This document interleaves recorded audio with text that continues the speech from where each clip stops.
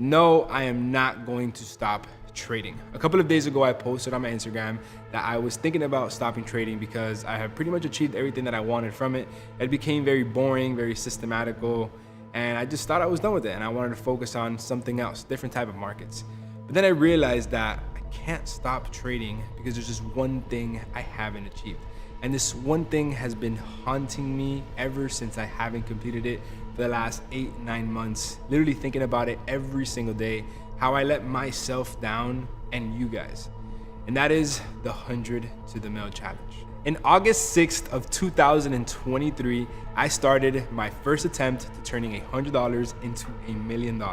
Little did I know what challenges this had ahead of me. And this was the challenge, the series, the daily battles that literally turned me into the trader that I am today. I learned so much over the course of these 3 to 4 months where I successfully, flipped $100 all the way to $360,000. But it got to the point where I started hating trading. I didn't love the journey. I didn't feel the same about it because I was almost just forcing it. It got to the point where I just wanted to get the challenge out of the way and I was getting tired of trading. London session, New York session every single day because I had a very hard schedule and I had so much stuff going around at the time. I had just moved into a new house. There were so many things attacking at the same time that I wasn't really doing the challenge for myself. I was just doing it because I decided to start something that nobody has ever done. And as I started it, I didn't realize the battles that I was going to face and I didn't realize how much pressure I was going to be under.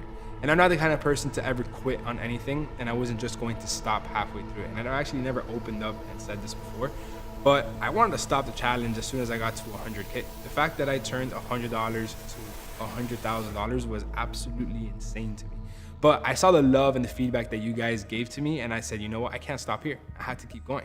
And that's where more stress came in, and it just started turning more into a hate relationship versus love relationship that I would have with the markets. And all of these battles and all of these things that I faced is something that now I am ready for it because I have already experienced it. I learned from it. And now when I'm going to begin this new 100 to the Mil challenge, I know exactly what I'm going to be facing. And for those of you guys that have no idea what I'm talking about a year ago, I tried to take $100 to $1 million and I documented every single trade before I took it, as soon as I took it, and after I took it. I shared every single trade on my Instagram, Telegram, live streams. I was literally showing you guys how all you need is the proper skill set in order to succeed in trading. You don't need a large amount of capital in order to actually make money from trading. Once you learn the skill set, the money that you can make from trading is literally as much as you want. And one of the main things that I learned in this journey of my first attempt to the 100th of the Mil, because keep in mind, never previously in my life have I ever done a successful flip. Now I've maybe turned 10,000 to 30, 40,000 or a couple thousand to maybe 10,000. Whenever something so exponential as taking something as small as $100 to then 6 figures. So this is my actual first attempt to doing it. And it got so much awareness and so much love from all of you guys. The series alone got millions of views that I said, shit, I can't let the people down. I have to keep this going. But as I kept it going, I got to the point where it pretty much broke me that I even had to leave social media and take a little bit of a break because the pressure was insane. And looking back at all that stuff that I went to, I realized that I just wasn't ready for it. And the fact that I actually made it to that far was pretty much impressive because it was my first time actually doing it. Now, fast forward a year later, I am a completely different person. I'm older, more experienced, and now I am 100% ready to take on this 100 to the Mil. And all the mistakes that I made, I have them written down and I learned from them. One of the main ones is going to be look out for the news.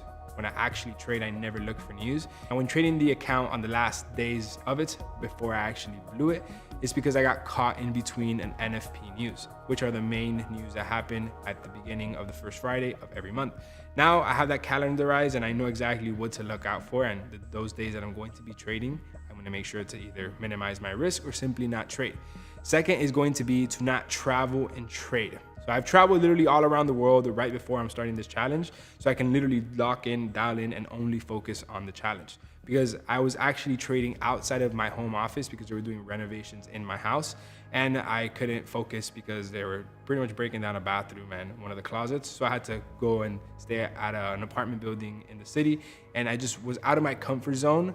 And you add news on top of that, it was just pretty much an equation for failure. So those are two main things that I learned from that challenge.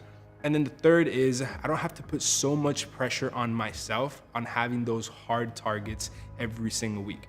My goals was to double up the account every single week, no matter what. And I was taking trades that I shouldn't have. And luckily, it all played in my favor because I was in a very good winning streak throughout the market. But I didn't have to put that amount of pressure on myself because I was staying up during London session when I didn't have to, and I was staying up New York session when I didn't sleep London session. That would have just affected my regular day-to-day life and my work-life balance. Come now this new challenge, I'm going to do this correctly. I'm going to do this so any single person out there can handily copy every single step that I'm going to do with this 100 to the mil challenge. Even if you have a job, even if you have all the free time in the world, I'm going to make this as simple and as effective as possible so everybody can replicate it better than what I did last time. This time, I'm bigger, stronger, and better than ever. And if you guys haven't seen the series, turning $100 into $1 million is really not that difficult. You just have to pretty much double your accounts every single week or every single 2 weeks. And with compound interest and a positive risk to reward of a minimum of a 1 to 3 risk to reward, you can successfully flip the account all the way up to $1 million or even past $1 million. The only high risk thing is that you're obviously risking a lot of the account. I was risking 50 to 75% of the account every single time I would take a trade. Now, this is not sustainable type of trading, but you start off with $100. Once you're at 20,000, and say you risk half of that, it's not a big deal. It's not your money technically, it's profits from the market. So I wasn't attached to the money. I was more attached to the stress and the journey that I was kind of putting you guys through it, because what I would record, I would document it and show it you guys. And I don't want to transmit stress because trading shouldn't be that way. Trading should be something that is done seamlessly when you follow a trading plan and a system. And just to add a little bit more and go a little bit deeper into the subject, the art of flipping an account is simply taking the highest probability trade. You don't want to take a bunch of little trades in order to flip an account. That's not the goal. You don't want to take a bunch of different trades and see which one hits and see which ones don't. You simply want to wait when you have a really good trade setup, and you pretty much just risk everything on that trade. Now, if you wait 5, 6, 7, 8, 9 days for one trade to appear and everything checks out on it, the odds of it winning are higher than not.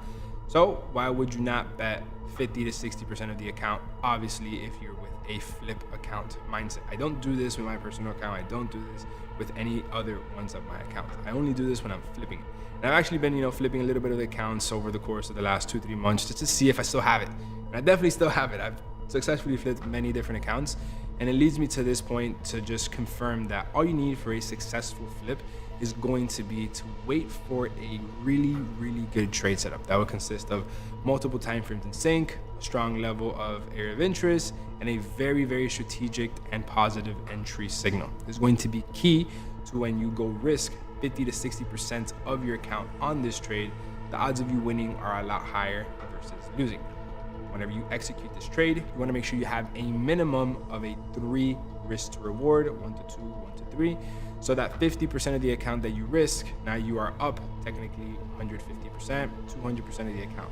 Obviously, when you're talking $100, $200, $300, $400, it's really not much. But when you take that same percentage to then 10,000, to then 50,000, then 100,000, then you start growing really fast. And the art of flipping is not being attached to the money. Because if you can flip an account from 100 to 200, that's just one flip. There's no difference in percentage-wise taking 10,000 to 20,000, 20,000 to 40,000, 40 to 80. It's all the same percentage. The only thing that changes is the numbers on the screen. And you have to be very experienced and very nonchalant and stoic to not let that affect you. And that is what I was not prepared previously in the challenge from. Come now to this challenge, I give a shit about the money. All I care about is achieving this and showing you guys that it is possible for you guys to do it. So now coming into this new 100 to the mil challenge part 2, there is nothing that I'm going to change in my strategy. My strategy is exactly the same. My risk is going to be exactly the same. The type of markets that I trade are going to be exactly the same. There's only a couple things that are going to change, and there's a couple of rules that I'm going to be implementing, which are going to be the following. The first is that every single trade that I'm going to take, just as before, I have to share across my whole entire social media so all of you guys can follow along and see the trade for yourselves. The second is going to be that I can only trade in the foreign exchange market. I cannot trade cryptos, which are going crazy right now, and I can't trade any stocks or options. I have to stick to my foreign exchange markets and nothing outside of that. And then third is that I cannot take any signals, anybody else's bias, it's just my trade analysis and nobody else's. Previously, I was looking at some of my students' analysis and it kind of affected a little bit me, even though I didn't pay attention to it, just subconsciously got in my mind.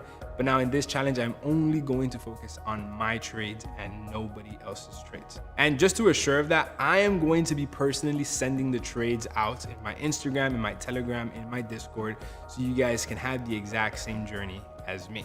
It's going to be crazy because this is as transparent as it gets and nobody has ever done this before.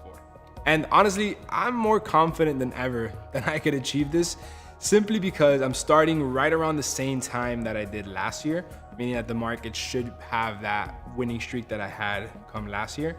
And on top of that, I'm just ready. I can almost feel it. I can see the markets lining up. I've practiced it in the last 2-3 months with a little bit bigger accounts, and I've successfully done it. And I've actually looked back through the whole entire series of me turning the $100 to the mill, and I would literally see days that I would be emotional, days that I wouldn't be emotional. I would spot the mistakes in myself.